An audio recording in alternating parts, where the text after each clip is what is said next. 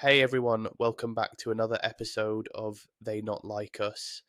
Today I have an incredible guest with me, someone whose story is all about transformation, resilience, and finding happiness on your own terms. My guest is Ray Martin, an award-winning former CEO who walked away from the life he knew after facing a series of personal crises. In November 2005, Ray took what was meant to be a 6-month sabbatical, but it turned into a 14-year journey that completely changed his perspective on life and work.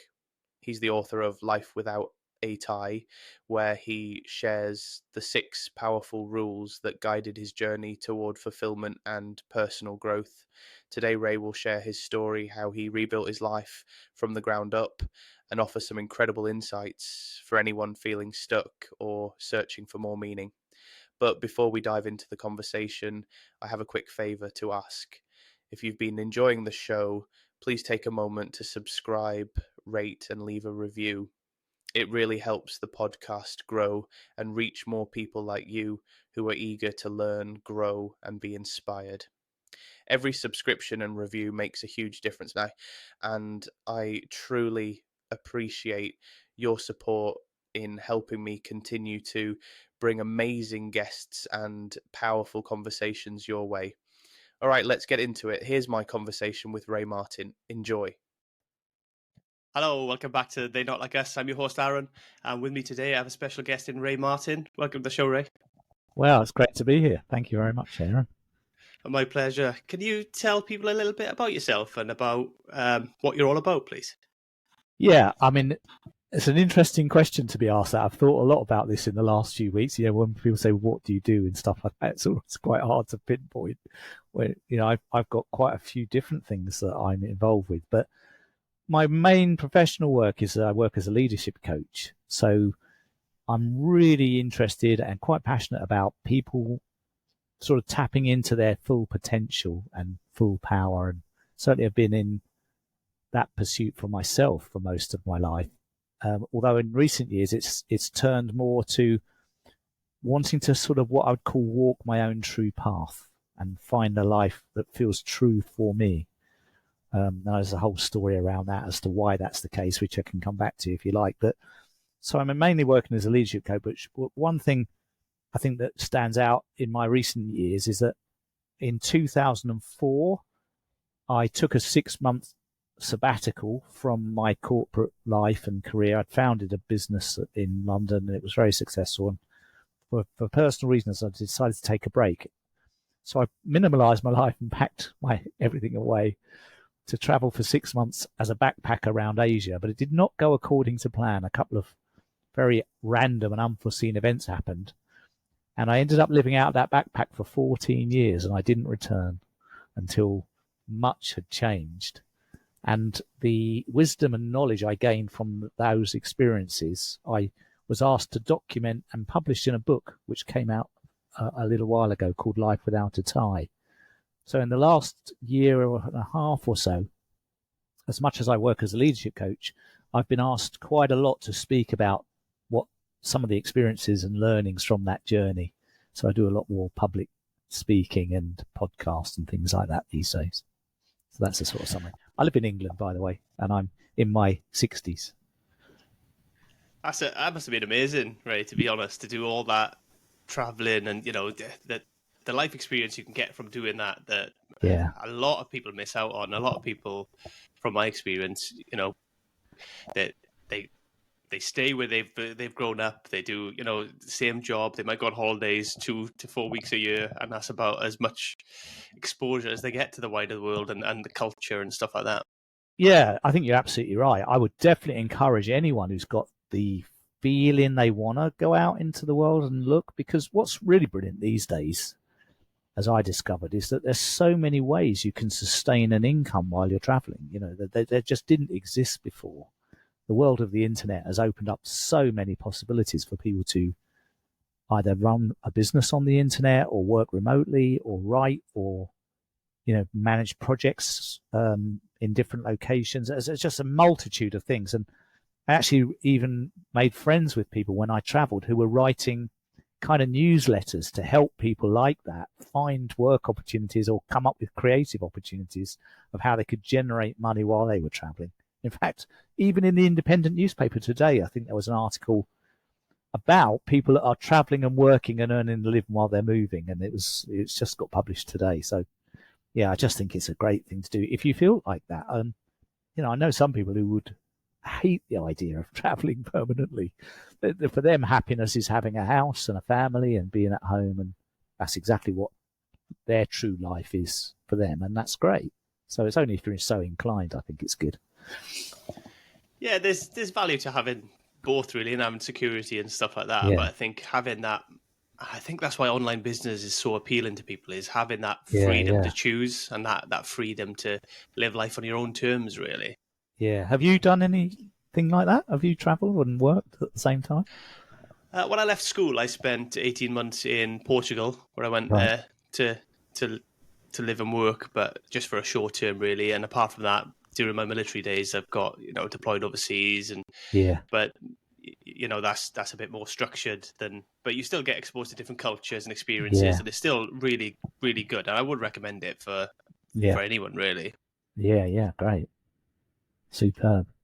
But sorry, go on. No, you can. So I was just going to come back to, so obviously at the beginning when you were introducing, you said about the journey, about kind of finding yourself and that kind of thing, and I'm on that journey still, and I just wonder what kind of drove your journey, what pushed you to feel like I need to discover a bit more about myself and about who I am, what I'm all about. Yeah, I can tell you. I mean, I'd been someone who was interested in personal development for years, and I'd worked in an organisation that really strongly advocated and gave physical and financial support to us to do lots of personal development. So that part of me was alive and well, and I sort of drew on that energy in my late 30s to start my own business, because one of my mentors in life had always said to me, if you really want to be wealthy, you're never going to do it on a salary. You've got to really create an organization and lead it and grow it and grow the people in it, and then you've got a good chance of maybe creating some wealth. And I totally bought into that concept. So it's just a matter of time, and I was ready. I met somebody who I fell in love with. We got married, and she had the same vision as me for building this business. So we became a husband and wife management team, and for 10 years it was absolutely brilliant, Aaron. I mean, I felt like I was living the dream. It was absolutely brilliant. We were sort of the business equivalent. I don't know who would be current these days, but I think of people like Torvill and Dean, the ice skaters. This is showing my age now. I don't know who currently is a good pairing, but we were like that in the business world. And until one day she came back from a meeting she'd been to with a client and said, I've decided I'm out of this. I'm leaving you and I'm leaving the company. And it was a real shock. It was sudden. It was heartbreaking. It was like being stabbed in the chest. It was awful. I didn't see it coming. So that caused a lot of self-doubt in me and started making me question, why didn't I see that coming? And what's a part of me had sort of shut down in a way. And at the same time that was going on, my father got very, very ill and he died shortly afterwards. So within a 3 or 4 month period, I'd sort of lost my dad. I was out of my home because I had to move out. My business was going to change, and I was ending a marriage to someone I loved. So it was a shocking time, really. I felt like I was standing in a bomb crater about 100 meters circular around me, and I was just turning around and looking at all the damage in every direction, thinking, and I'm smiling now, but at the time, honestly, I thought life had come to an end. I really thought I couldn't imagine ever being happy again. I really felt that was the end. And I was 43. So it clearly wasn't the end. And that was really the circumstances that I didn't know what to do. I was in a panic. I had no idea. And I was in paralysis for about a year. And then one day, a really good friend of mine gave me a great piece of advice. It was brilliant. She could see I was really distraught. She said, you know what? If you are in a bleak place and you can't see a way out, one of the things you can do is you can put all your own questions and troubles to one side and find someone who really needs help and go and 100% be in service to them and just help them and forget about yourself for a while. And if you do that, there's a fair chance that there'll be a crack in the universe and something will emerge. And that was my best option when I heard that piece of advice. So I followed the advice, and I found out that one of my old friends who I'd shared a house with when I was younger in the UK had emigrated to Australia with her husband, and she had breast cancer. And she was a really good friend. You know, I knew her quite well. And so I offered to go and stay with her for a month in Sydney, Australia, looking after her, you know, pay my own ticket and go out there and do it all so I could be in service to her. And I did that. And of course, at the end of the month where I'd finished, it was exactly the same. Nothing had changed, because my friend who gave me the advice didn't say that there could be a time lag between you doing this act of service and some new insight or revelation. I just assumed it would come instantly, but it didn't. But and tell me if I'm talking too much, by the way, Erin, I can ram it on. But about a month later, I went up to Cairns in Australia because I was already over there to see another friend. And she said, we're going to go to the theatre. We're going to go and see a play, my mum and me, and we wondered if you want to come with us. I said, okay. So we got to the theatre, and I'm looking at the programme to see who's in it and what it's about. And I saw this little ad in the programme saying, we're auditioning for the next play at this theatre. It's called Out of Order. It's a British play about a member of parliament. And so I turned to my friends and said, I should be in that. Look, I've got the perfect accent, just right for this. And I thought they would just laugh and that would be it. But they said, actually, that's not a bad suggestion. We know the director who's doing the casting for that play. We know him. Do you want to go to the audition? It's on Sunday.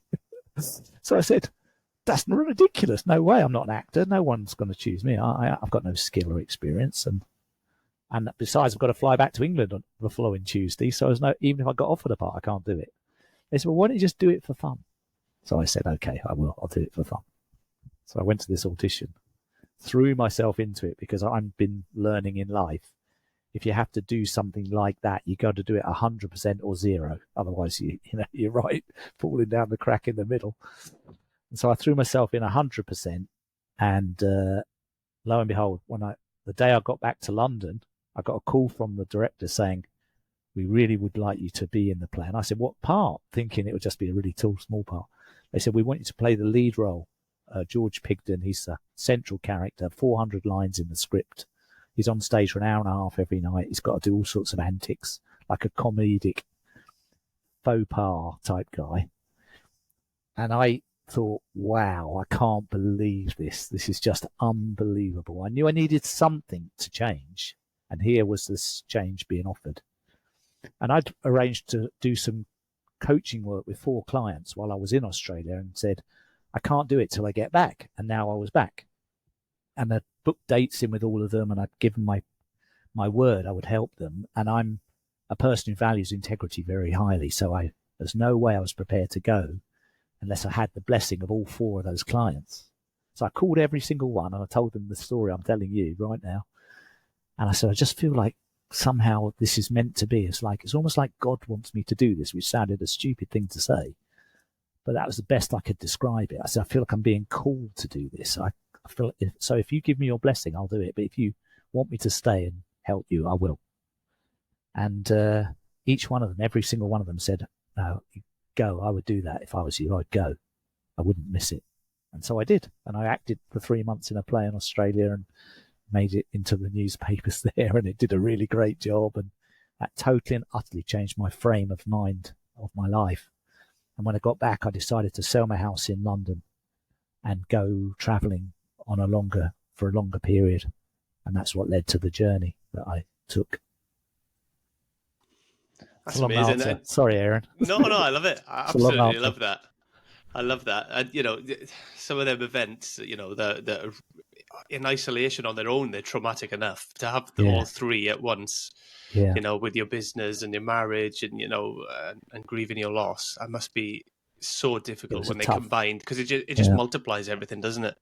Yeah, it was a tough period, but also because I was working already as a leadership coach, in a way, there was a little part of me, like what I call the wise part of me, that was saying to myself quietly, this is good that you're experiencing these kinds of things, because when people come to you for support as a coach, you'll be able to have empathy for what they're feeling and what it's really like. It won't be so theoretical. It will be something you can really, really resonate with. And so I could see some genuine value in the experiences I was having. If I looked at it just purely as a learning opportunity and wasn't judging whether it was good or bad or pleasant or unpleasant and things like that, if I just looked at it, this is good learning for life for me and for everybody, then I kind of felt a bit more okay about it somehow. And I just sort of looked at it through that lens sometimes. Yeah, I think that's a great way to look at it. I mean, the majority of us, if not all of us, will face some sort of trauma in our life, in different ways. And that definitely has a massive impact on who we are as a person. And, how we choose to deal with that and how we choose to come through it is, A, it's a testament to you and who you are. But B, it's, over the long run, taking that positive attitude can really, as it's done for you, transform your life into something, something beautiful, really. Yeah, I think so. And also one of the things I learned and saw was that if I'm really honest with myself, I mean, at the time, I wasn't joyful about being a CEO of a company I founded. I found a lot of the parts of the actual job of being a CEO quite horrid and unpleasant, and I didn't like it. I enjoyed some parts of it, like the part of meeting and working with clients, but the part of sort of doing financial and legal work, providing accounts, reports, all the compliance side and regulatory side of running a business and having to do hiring and firing and all this sort of stuff. There was many parts to being in that role that I didn't really enjoy. I had to drag myself through it most of the time. And I never really faced up to that feeling that it wasn't kind of quite right, because it was, it was producing lots of profit, and the lifestyle it created was great. And so I was able to numb myself, quite a high standard with comforts and good things to distract myself from that niggling underlying feeling. I felt like I was living someone else's life somehow, and it wasn't the life that I truly should be living. And then when I got into that state with everything collapsing, I had nothing left to lose then. I'd lost it all. My self-image had completely gone. Everyone could see I was not really that successful in my life rather than as a businessman. And I read this book. I don't know if you've ever come across a book called The Top 5 Regrets of the Dying. Have you heard of it? I've never read it, but I have heard of it, yeah. Yeah, so there's by an Australian hospice nurse called Bronnie Ware. So all she does in her work is talk to people who are in the last days or weeks of their life. And so she says she asks them all the same question, which is, what do you most regret about your life? And they will say the same 5 things, according to her. Always the same. Doesn't matter what they did, whether they were a millionaire or poor or a janitor or a CEO, it doesn't matter. And the number one regret, what do you think it would be that someone would say? Not spending enough time with loved ones? That's actually in there, but it's more like 3 or 4. So probably working too much. That's number 2. Is it? Yeah. Wow. I'll tell you. The number one regret, as she expressed it in the book, was, I wished I'd lived my life true to myself and not the life that others expected of me.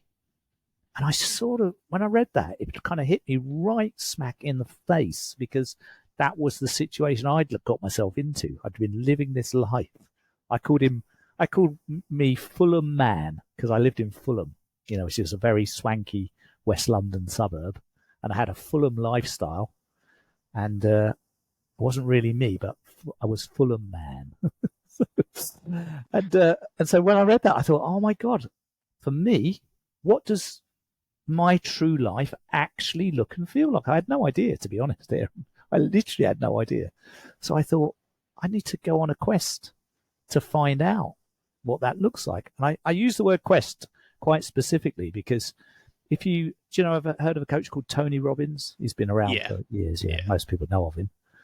If you read one of his books, he says the questions we ask ourselves is what determines our life, because the word is, what is the quest I am on? Quest I on. That's the breakdown of the actual word. And so I thought, what a great quest for me to go on. To answer the question, what does my true life look like and feel like? And that's what made me start traveling to get answers to that question. You know, I've done, this will be episode like 26 or 27 or something, right? I've Right. interviewed lawyers, coaches, doctors, all sorts, and everybody comes back to this point about discovering who they are and Yeah. helping other people discover who they are. And I think it's Oh, so wow. big, no matter how you help people or what we do ourselves. I think that is, there's so much power in it, in finding your true self, because we're all brought up, and you know, I feel like a bit of a broken record because I repeat it all the time now, but we're brought Right. up through school, aren't we? We kind of Yeah. told to conform, and then we're told, oh, we've got to go work hard, get a job. Nobody ever says go and find a job that you love, that's fun. Everybody says go get a job so you get paid well, so you can buy a Yeah. house, so you can have a family, settle down, and then maybe when you're 65, probably more like 70, 80 now, you can get a pension and enjoy your last few years on Earth. Yeah. I think that's such a bad way to look at things, and I think we need to start looking at who are we. Stop conforming, stop fitting in a box. Find out who you are, what makes you tick, and go out and try to enjoy life. Yeah, absolutely. I mean, I don't want to sound like a conspiracy theorist or anything like this, but it's come to my notice that the world operates as a system, and systems need to be engineered and made to work a certain way. Otherwise, they don't work. So the education system that we've evolved is to drive people towards the mainstream workforce because companies need employees. And so it's not really a genuine education. It's more of a conditioning to prepare people for being obedient workers or compliant workers. And that's the whole nature of what is taught, is to generate that kind of mindset and behavior. You know, to defer to authority, to believe what you're told, and to not question anything. I mean, I probably sound like, you know, a kind of activist, and I don't see myself as one, but from everything I've understood and seen with my own eyes and experience, that's how it seems to me. Because I see kids that are homeschooled or independently learning, and they're completely different in their energy. They've got a very different energy signature, as I would call it.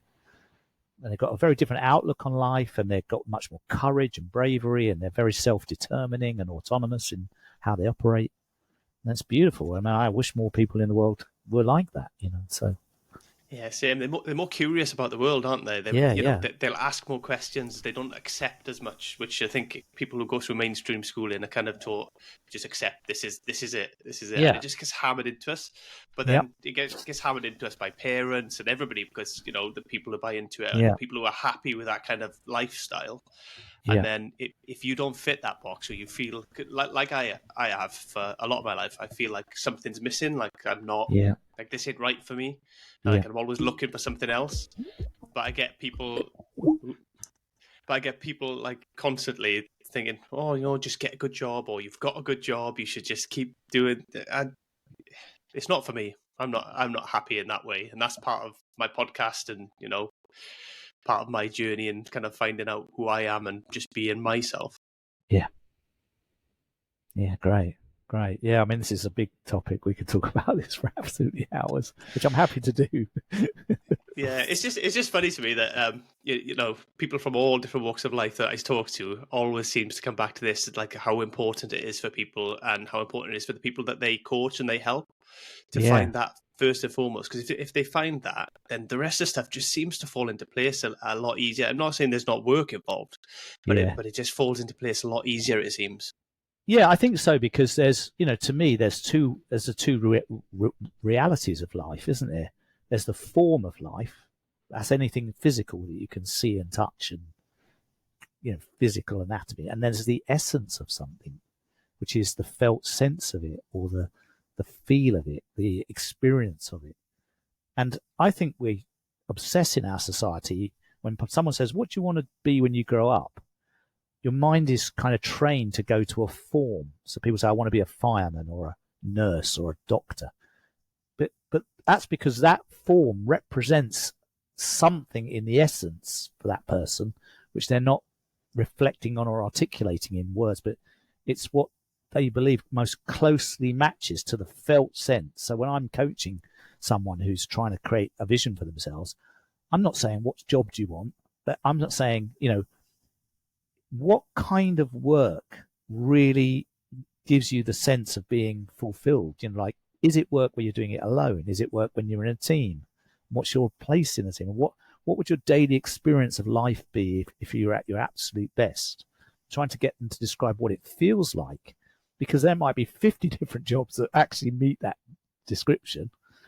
And so in a way, it doesn't I found for myself, I'm only speaking for myself, I don't kind of mind what kind of work I do, as long as it honors my values and as long as it matches and aligns with what I feel my purpose in being here is, and gives me a sense of doing something I'm both good at and really care deeply about, because those two things where Sir Ken Robinson used to describe that as you being in your element, when those two things intersect. And so when I'm working with somebody in a coaching capacity, those are the kinds of things I'm asking them to really reflect on deeply, because it's that internal awareness that gives the insight as to what is a good choice and what isn't a good choice.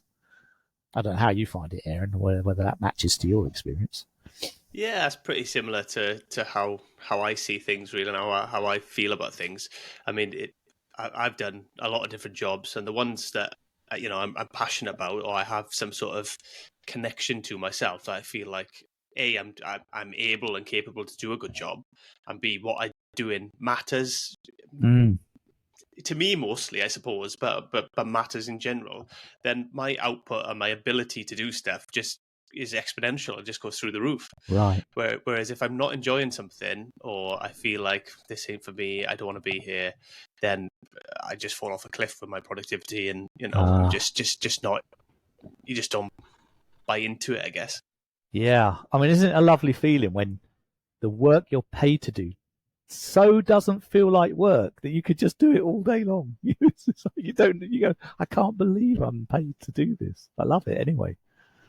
Yeah, I think that's the dream for most people, and I think that it doesn't change, because whatever job you do, or whatever, if you've got your own business, wherever it is, there's always work to be done, and probably work you don't necessarily want to do or wouldn't choose to do. But it's about your attitude towards it. If you're really, if you're looking at the big picture and the final outcome, and you really you really invested in it, then even that doesn't seem like work. Even the difficult stuff and the chore, the stuff that would be seen as a chore otherwise, you kind of you just push through it, and it's it's not even a speed bump to you. Yeah, exactly. What do you think your listeners will want to have some knowledge or insight around? I'm happy to share some of the things I've seen and experienced, but what do you think they would want to know more about? Well, I've seen, obviously, you talk about stuff like fully owning, everything that happens, and that ownership, that kind of level of responsibility, and taking responsibility for stuff. So I'd be interested in you explaining how you've shaped that mindset yourself, and how other people can do that, because I think taking responsibility is a big step, because we live in a culture where people like to blame. I've done it. I probably still do it now and again, but I try not to. But blame other people or blame other things, and then that way it's not your responsibility. Oh, it's because of this. It's because of that, and you're not taking responsibility for making things better, really. Yeah. I mean, I think it goes back even further to when we're like literally toddlers. I don't know how it is these days. I don't have kids, so I'm not sure. But from what I've seen from observing families with young children, tiny little toddler might fall over and hit their head on something, and the parents will say, "Oh, nasty table," or something like that. And so the mindset that it's not your creation is coming very, very early. And even when I was a very young kid, I could hear my parents talking about stuff. And they'd say, "Oh, the bloody government, that's because it's their fault that's happening." There was whatever was going on, whether it was in the local community or in the country or the world, there was always someone at fault or to blame. There was never any sort of sense that, the way that you as an individual were behaving was somehow a causal factor in what was being spoken about. And, if we take that down to the level of individual, as it's easy for someone to just turn up for a meeting 5 minutes late and go, "Oh, I'm really sorry, mate. I overran in the last meeting," as if that's like okay. Because what they're not saying is, I didn't work out how much time I needed to get to this meeting on time, and neither did I keep my eye on my own timekeeping. And I just lost, I lost all my awareness of that, and I didn't think this was that important. So I'm here and now, because that's more like if they were talking from a place of owning it, that's the sort of truth that might be saying. It's a difficult concept for some people to get Yeah. hold of. Yeah. I don't know if you've ever read Extreme Ownership by Jocko Willink. I haven't. No, tell me more. He's. I don't know if you've seen any of his stuff on the internet either. No. It's like podcasts. He's quite direct and a bit almost extreme with some of the stuff that he says and does. But he's an ex-Navy SEAL, and Extreme Ownership is all about taking responsibility for everything in your life. Okay, I'm going to make a note of that. Yeah. No worries. It's a very, very powerful book, and it's so important. What was the big takeaway for you when you read that book? There's so many, to be honest, but what he does is in the book he explains each concept about ownership and how you take ownership it's a book about leadership, so it's about delegation, it's about responsibility, it's about lots of different elements of leadership. And what he does is he explains the theory, then he gives a example, because they work as part of his company called Echelon Front. They work with commercial companies, so within that is examples of what they've done with commercial companies, how it works, and then how that works within the Navy SEALs, from his experience in the Navy SEALs. And it's all real stories, and it's really, really powerful about how people, even at the highest level, struggle to take responsibility for things. And the power that it gives you when you do, the fact that when you take, especially if you're in a leadership position, if you're willing to step up and take responsibility for people, not necessarily for people, but for your role in whatever it is that's happening, the trust that builds,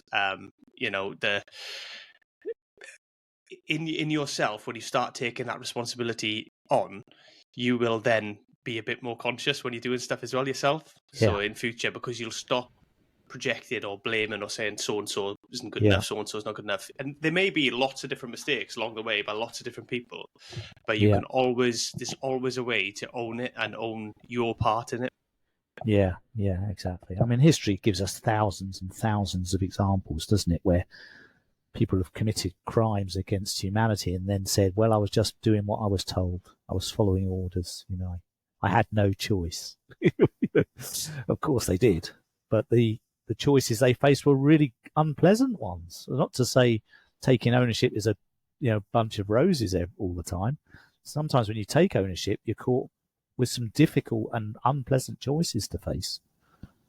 Yeah, well, one of the key stories that he does say in it is about his time when he was a commander in Iraq, and they had what's called a blue-on-blue incident, where there's been shooting at your own side, essentially, where things have gone wrong, positions have been messed up, and people are shooting at their own people, and there's usually a bit of an inquest into that. So the senior leadership come out and do a bit of an inquest, and they wanted to know, and he's talking about it, they wanted to know whose fault it is, whose fault it's going to be, because it's a blame culture. It seems to be the way, especially in the Western world, there's very much a blame culture. Something's gone wrong, I want to know who to blame, who to point the fingers at. So he sat everybody down in the briefing, started going through it, and he's asking himself, he was going through it, asking whose fault is it, and then lots of different SEALs stood up, said it's my fault because I did this, or it's my fault because I did that, and he was like, absolutely not, it's my fault because I was in charge of the whole thing, and I didn't make sure this was done, I didn't do this, I didn't communicate clear enough about this part of the job. And there's always, you can always take responsibility. Yeah, I love it. I mean, that's absolutely true. Yeah. And I think that's why people have got such huge contempt for our political leaders, because they obviously do the opposite. They can't ever acknowledge that they screwed something up. Or they didn't do it right, or they didn't do it very well. They obviously just can't afford to even say that publicly. That just affects trust, though, doesn't it? Because, we all know nobody's perfect. And I would much rather somebody go, oh, yeah, you know what? I messed that up. No matter how bad it is, I messed that up. I could have done this, could have done that. And I didn't. But, move forward from it. It's true, but you see, I think it's mostly because politicians operate to an agenda for the public that is not their real agenda. And that's why they can't acknowledge when they screw something up, because what they're doing is operating to their own agenda, which is entirely different to the one they publicly speak about. So I think that's they're caught between, they're caught between the two worlds of unreality there. Yeah, it becomes a bit of a minefield, doesn't it, when politics, I suppose, with it does. what's going on. Yeah, it really does. In a way, they have to lie if they're going to keep to their own agenda. So. Yeah, it's a difficult one, but yeah, that taking responsibility is massive and crucial, and something that I constantly work on. And again, I wouldn't say I'm perfect at it, and a lot of the time you still get that tendency. First tendency is to try and blame someone, or defend yourself, or say because I suppose that's why you're doing it, really, to take some of the heat off you. You can blame someone, or you blame something that's gone wrong. And I think that is, for whatever reason, like I say, it might be a learned thing through childhood. Maybe it's just natural human behavior to try and, like a self-preservation thing almost. No, I get you. But it's natural to jump to blame, and we have to work on it. And I actively have to work on it, and I do work on it. It's just taking that responsibility and just putting your hand up and going, nah, I've messed up here because I've done X, Y, and Z. I get you. Or sometimes I haven't done something. That's, the other flip side.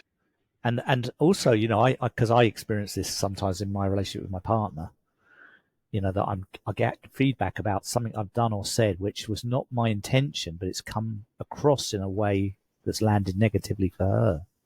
And of course, I find it quite hard to go home. I'm just really sorry to hear that, because my intention was something different. I'm just really sorry to hear it landed on you in that way. I'm more likely to sort of want to, like you say, no, I didn't say it. I didn't mean that. No, you're wrong. I meant it like this. So does require, that's why I think mindfulness practice is so vitally important, because without that, I think I wouldn't have the mindful awareness to, in those moments, to just pause, take a breath, think about what I'm actually trying to accomplish in that conversation, and actually take that position up. I think I would go into the fight or flight reactive mode. See, that's one of the other interesting things that comes up in that book, actually, Extreme Ownership, that you've just reminded me now, is detachment. So detaching from the situation, so you're not, not emotional, you're not driven by ego, and you can actually take stock and have actual look at what's going on here, and I call it looking pragmatic. I call that habit looking at the raw facts. So you can just assess. And they're taught that in the military, aren't they? You just assess, orientate, decide, act. This is very kind of like machine-like, in a way. But they try to make it, repetitive, that you can repeat it. It's kind of a cycle that you do. But that level of detachment, it definitely does help, because if you're emotional about something, or you're driven by your ego, you're not going to make sound, logical decisions. But we know scientifically that what we're feeling, which is that unreliable determinant, is driven by our thinking. And so we have to really come back to noticing that we are the thinker, not the actual thoughts, that the thoughts can be changed and modified, because this is one of the things I wrote about in my 6 rules for happiness, like becoming your own observer. That is a crucial piece of awareness, because if you don't believe you are capable of stepping into the observer role of yourself, you've got no separation from what you think. You can't take that decision. I love that, Ray. Have you heard of non-duality? Is that exactly. Is that where you're getting it from? Because that's something that's helped me massively over my life, and that ability to realize that actually, if I'm aware of these thoughts that I'm having in my head, then I'm not these thoughts, because I'm the thing that's aware of them. But that's right. It's a difficult concept for some people to grasp, and I've probably not explained it to people very well in the past. Because I think that's one of the reasons I love doing the play in Australia, when I was telling you about that earlier, because after I came home, having played this guy called George Pigden, a character, for 3 months, and to play that character, I had to wear certain clothes that I was given. I had to have a certain voice, which wasn't my voice. George had a a very high, silly voice like this that I had to use when I was performing as him. So it wasn't my voice. But what I realized that I've living in a character for 3 months, it suddenly made me see myself in a very different way. I've never seen it before. Because I was thinking when I was on the plane going home to England, I was thinking, God, I'm not looking forward to going back to being Ray the businessman. It's a completely different feel to this life I've just left. And then I suddenly thought, hang on a minute. Ray the businessman's a character. I've created him. He wears certain clothes. He walks a certain way. He talks a certain way. He thinks a certain way. He doesn't have to think that way. Because coming back to Tony Robbins in his book, he says, you're not just the actor in your scenario. You're the actor and you're the script writer and you're the director. And you can change your life from any of those 3 places. And if you're changing the script and you're writing a new storyline, then the actor needs different lines to speak because obviously the impact of the scene is different. And so that gave me a lot of really, really good options and choices that I didn't have when I left. Just seeing it from those 3 places. Does that make sense? Yeah, it makes a lot of sense to me. And, I think the issue we have is we play this character for such a long period of time. Yeah, especially the one start believing it. Yeah, the one that tries to fit in through society and through school and through whatever groups that we may be in. We kind of mold ourselves and that character to that. But we played it. I mean, if you played it for 30 years or whatever, then it's really difficult to change. And you think, oh, that's who I am. But actually, you could choose at the drop of a hat, actually, to behave in a different way or to, think about different stuff or to talk in a different way if you wanted to. And if you do it long enough, it'll become ingrained and that's how you will talk. Yeah. As long as you're willing to feel whatever comes with that decision, because I find, I don't know how it is for you, Aaron, I find if I start behaving in a quite a dramatically different way to what I'm used to, that's not habit, that's new, I feel quite weird. I feel kind of a bit disoriented, a bit like I don't recognize myself at the moment. There's this sort of transition period where I have to do it 4, 5, 6 times before it starts to feel kind of natural. And that's, I think, the nature of these things. We forget that. So that's something to be taken into account. You've got to be willing to sort of be okay to live in that discomfort for a short period as you make the changes, because it may not feel right the first time. Yeah, and I think part of that is because we've created this character already that we've already got, and we've presented that character to the world, to everybody around us, to our family, to our friends, and that's right. At work. And I think, by doing that, it makes it so much more difficult to then, be like, well, actually, that's not who I am. This is who I am, and to break out of that. And I think that's part of probably that doubt in your head, thinking, well, I'm not being myself. I'm not fitting in anymore. Yeah. That kind of thought and doubt that can seed in your mind, really. Yeah, well, that's coming back to, we were talking about this earlier, the form and the essence. Or we could change the words to say form and formless, because who you are is formless. You inhabit a physical body, but that's not you, because we know this. How do we know this? Because if I said to you, Aaron, I'm going to chop your left arm off, are you still you after the arm's gone? Of course you'll say, yeah, I am. You are still you. And if I took your right arm off, are you still you? And you could carry on removing parts of your physical form and you're still you. So we know you're not your body, and we know you're not your thoughts, and we know we're not, our possessions and our job and our anything we can put around a physical form. We can see we're not those things. We're formless.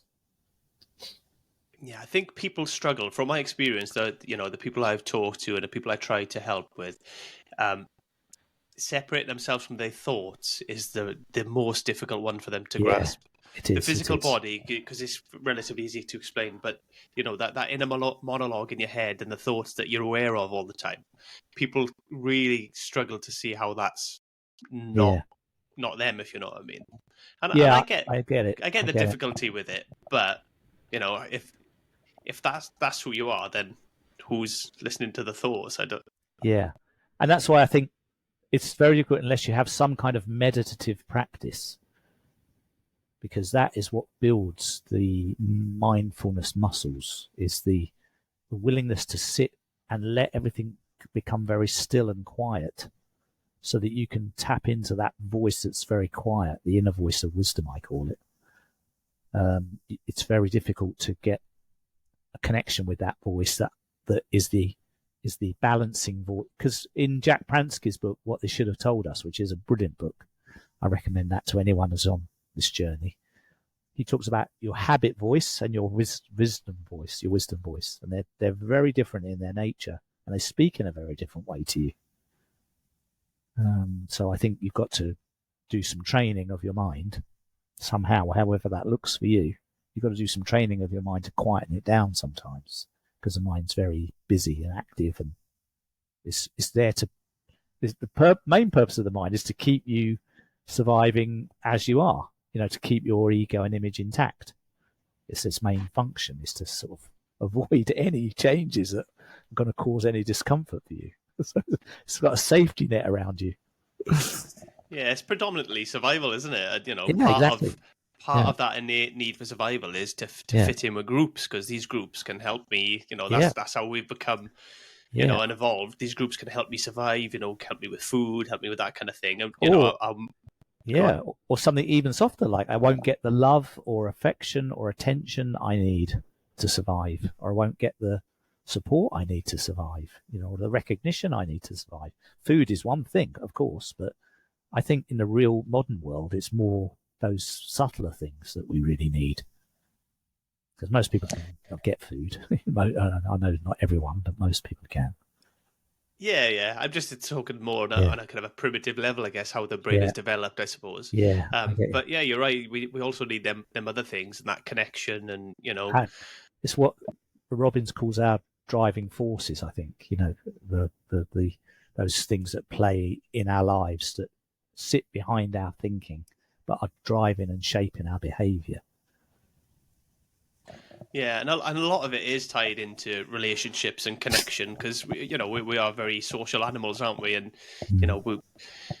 I find if I spend a lot of time isolated, then it affects my mood, and makes me feel really low and stuff like that. Right. So, and I've had that. I've seen other people with that same level of experience. I'm not on about going out partying or anything like that all the time, but just having some form of connection, even if it's going to work and having some sort of form of interaction. It really actually helps boost our mood in general. Yeah, definitely. I have the same experience as you on that. Yeah, so I'm quite interested in the non-duality stuff, actually. And do you follow anybody in particular with that kind of stuff, or is it just follow your own practices?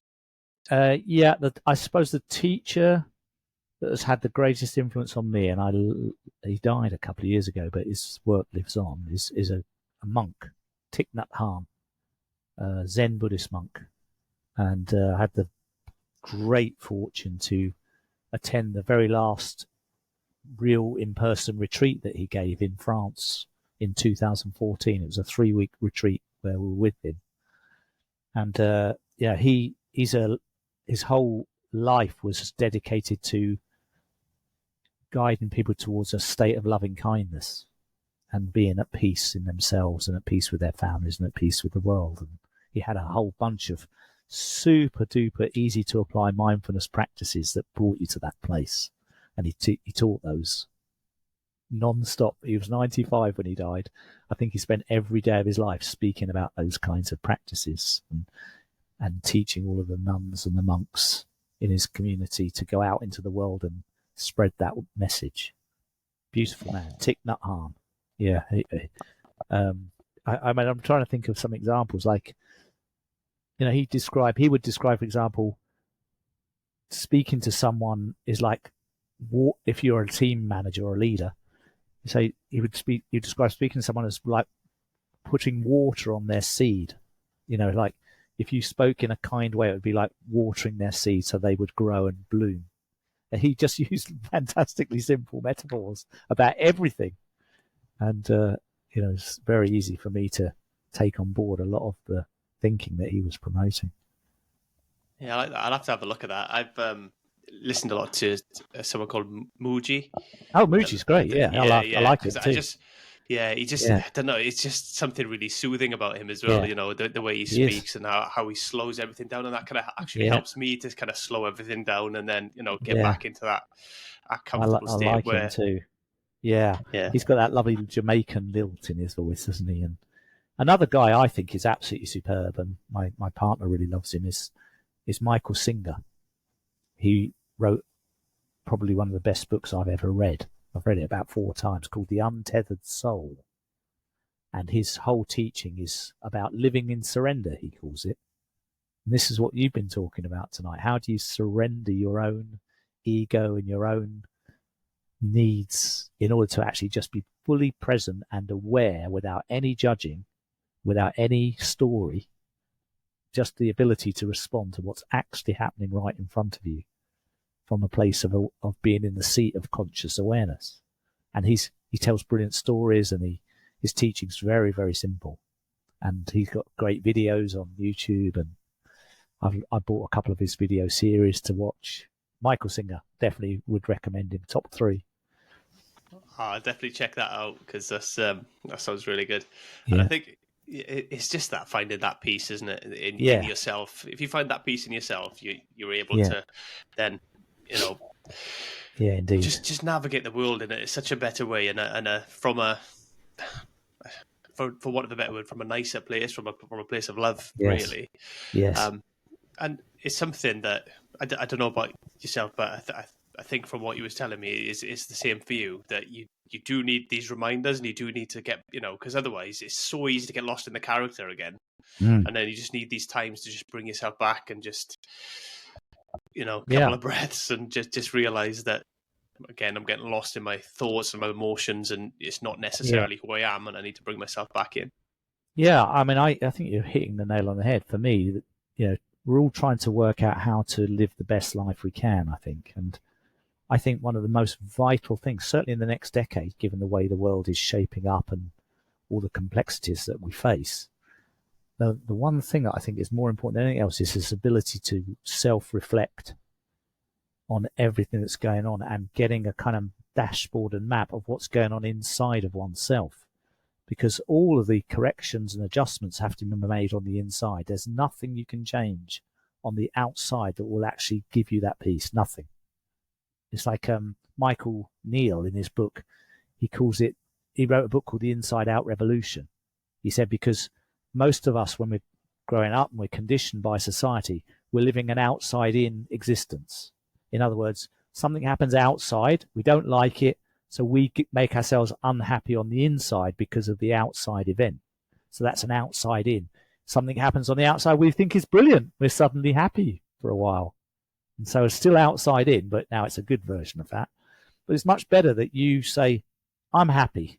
No matter what happens outside, I'm happy. And I'm choosing that. So something bad could happen, something good can happen. It doesn't blip you on your monitor because you're choosing happiness from the inside and you're radiating it out. And so everything that's going to happen is okay if you're in that happy place. Yeah, it's about controlling ourselves and our reaction Yeah. in it, because that's the only Yeah. thing we do have any sort of influence or control over. I think we grow up and, you know, develop in this world where everybody's trying to control everything. Yes. Everything, and we're Yes. chasing control, and it's you know, world is naturally chaotic, so Yes. it's you know, you'll always be chasing your tail. So I Yeah. think until you can find that piece internally and that level of control over how you respond and react to things, Yeah. I think you'll always be unhappy, really, because you're always chasing that something external. Yeah, absolutely. Absolutely. But that's definitely what I've committed my own life to, is to support people who are moving in that direction, and to support myself to do that too. Yeah, because I think a lot of people is like chasing happiness, and I think where are you going with it? You know, because, you know, and this is why people say money doesn't make you happy, really. Yes. It can take some pressure off your life, don't get me wrong, and, you know, make you comfortable financially, not have that stress or worry, but it's not going to make you Yes. a happy person. You still, you know, you still have the same inner monologue running, you're still chasing something, that never stops. Yeah, I think I've seen this meme on Facebook and LinkedIn and other social media posts where someone says, I want happiness. And you say the first thing is you take away the I, because that's the conditioned self who's asking for that. And you take away the want, because that's the clinging and kind of the need to fulfill something from the outside. And you're just left with happiness. You take the I want out of the picture. Happiness is what's left. It's because the thing is, it's come to my understanding, how it seems to me now, I've studied and read so much and experienced so many things, is that happiness is our actual default innate state. It's our baseline. We're all actually already happy on the inside. We've overlaid that happiness with layers of thinking that gives us the sense that something's not quite right. But if we take off those overlays and return to our default setting, which I mean by default setting, you look at kids that are very young and how they play and act with each other. They haven't got all the thinking that adults have. So they are operating out of their default setting, which is a sense of joy, wonder. They're laughing, smiling most of the time. Obviously, they can change in a moment if they need the toilet or need food or anything like that. Of course, that's how they signal. But their underlying default setting is happiness, is a state of well-being. It's innate. All human beings have that as an innate state. It's built in, hardwired. You don't even need to do anything. It's just in there. But what covers that up is everything that we've layered on the top. So to me, the work of becoming self-aware is removing layers of unhelpful thinking rather than having to acquire any new knowledge. And that's a big, that's a big advantage for anyone on that path to know that.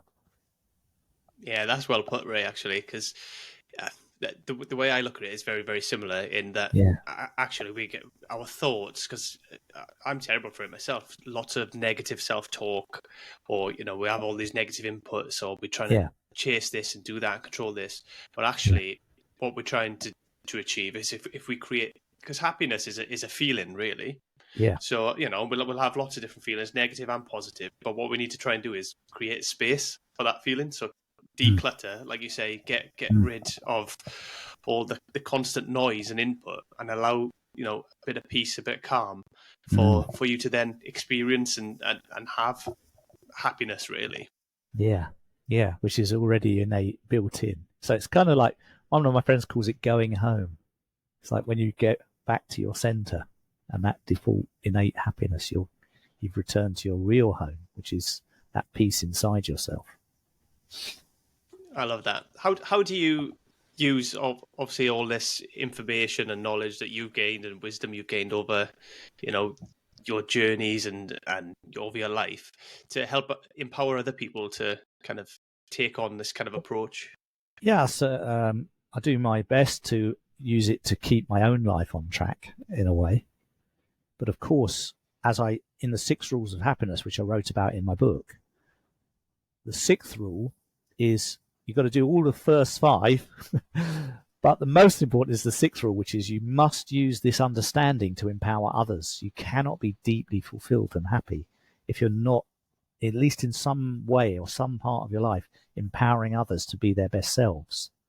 It's just how human beings are wired. We're connection machines. And so that's why I choose the field of coaching as my work, because I've had the really great sort of good fortune, I suppose, of acquiring quite a lot of experiences and knowledge and wisdom. And of course, I like to use it to be happy myself. But the most joy I get is to share that knowledge and information with people and support them to apply it in a way that makes their lives, for themselves, their families, their teams, their communities, their country, that on all those levels has the potential to really improve their quality of life and their sense of who they are. That just gives me deep, deep, deep joy. I mean, I really do get a really big kick out of doing that. So I love doing that. That's how I do it. That's brilliant. What is your coaching like, Ray? Is it sort of online? Do you do kind of in-person stuff, or? In person a lot less these days. I mean, it used to be only in person, but I remember when I was traveling in 2010, 11, I had this fantasy at the time, which is, oh God, I wished I could do more coaching on Skype and online, because virtual wasn't a thing back then. And then I found a company in Singapore that was offering a coaching service to companies across Asia, multinational companies, but they were doing it virtually using Skype. And I became one of their coaches, and it was brilliant. So I started coaching virtually then. But these days it's a mixture. It's a mixture of virtual, some of it, and depending on the physical location, if it's easy to arrange and we can be in a face-to-face location, I still feel personally, I'm a bit of an old-fashioned guy, so I still feel that personal connection is worth the effort. The energy of being with someone in their real presence is much more fulfilling than virtual, I think. But virtual works okay for some people, and it works okay for me most of the time. Yeah. I suppose it makes it more accessible for people as well, especially, if they're busy with work and you're cuts busy time and travel, etc. etc. It reduces the cost and makes time more productive, and everyone's so busy. And we got the pandemic sort of re-envisioned, didn't it, remote working to quite a large degree. It normalized virtual working in a way that we never sort of accepted it before. It did, and it's also sped up the technology. I think it's forced an acceleration in the technology to get to the point where that it's much more accessible for people, and lots more people have it, and it's just made it a bit smoother, that transition, really. Yeah, exactly. I mean, look at the two of us right now. This works quite well virtually. We've never met before, and now I'm in your studio and we're recording this, and you've got all the gear that you need right at your fingertips. I don't know, this would probably be a nightmare to set up if we had to meet in a physical room that wasn't a place that either of us owned or used. Yeah, it's brilliant, to be fair, because I've got a podcast guest booked every day now until the end of November. Oh, wow. There's no way I'd be able to do that if I was in a live studio and execute it, because some of these people as well are all over the world. So exactly, travel and all the other issues, and I've met some fantastic people that I never would have met otherwise. So I can't say enough about how good the virtual stuff has really been for me, especially. Yeah, super. So how do people get hold of you, Ray, if they want to find out more or do a bit of coaching with you? Yeah, I mean, so my suggestion, I'm on LinkedIn. I'm publishing on LinkedIn every day. I'm very active on LinkedIn, so I'm there. But if people want to find out more about me and the journey I've referred to quite a few times in the conversation, I published a book called Life Without a Tie. That's it there. That's what it looks like. It's on Amazon and it's on most book platforms, but Life Without a Tie has its own website, lifewithoutatie.com. So people can go to that website, and there's a lot of pictures from those 14 years there, because when the book got published and a lot of people were reading it and putting reviews up, they all said, oh, is there any chance we could see some of the pictures from your journey throughout that period?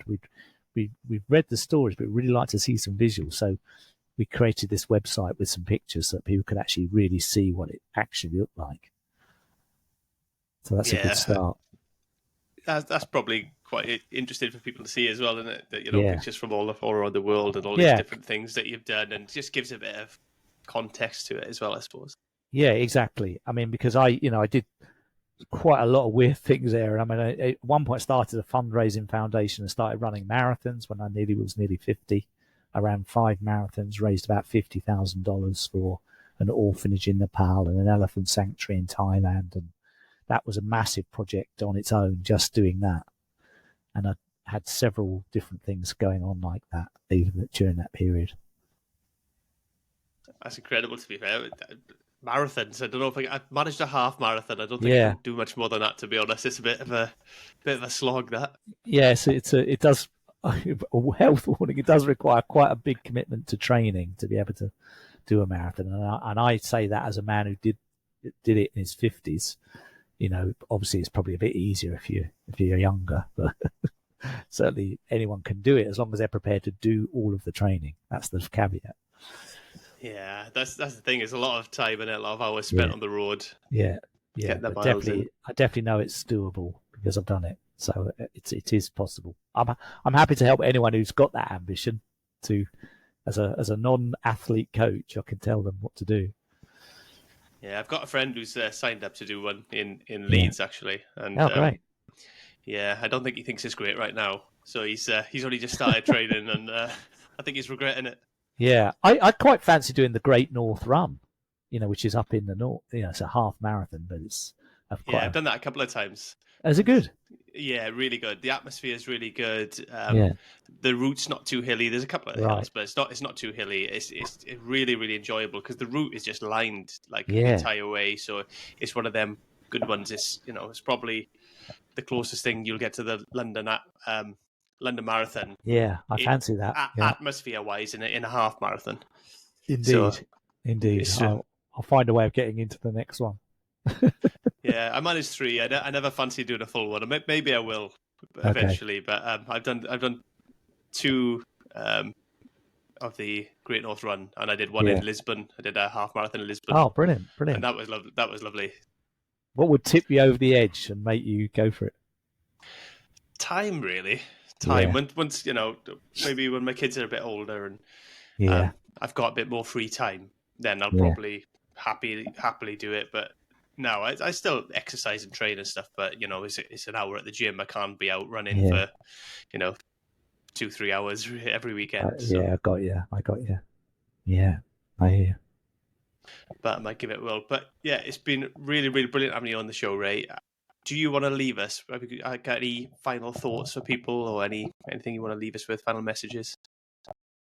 Oh, let me just give that a moment to reflect on. I mean, it's just lovely to know that people like you, Aaron, are in the world, having conversations like this, creating awareness and understanding that everyone can really benefit from. So I'm really just happy to have been part of your own journey with this podcast and contributing in the best way that I can. But yeah, my encouragement to anyone is always to stay true to yourself, and no matter what the price that might cost you, it's definitely worth it, in my experience.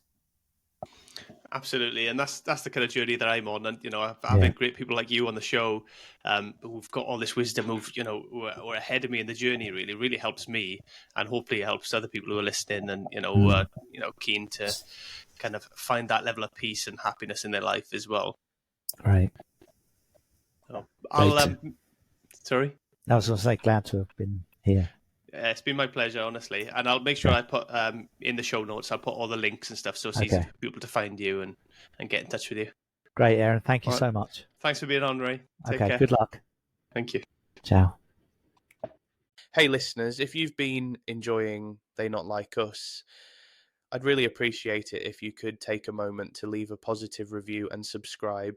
It might seem like a small thing, but for an independent podcast like this, it makes a huge difference. Your support helps the show get discovered by more people, allowing us to bring on even more amazing guests and continue sharing content that resonates with you. So if today's episode or any past ones have sparked something in you, hit that subscribe button and drop a quick review.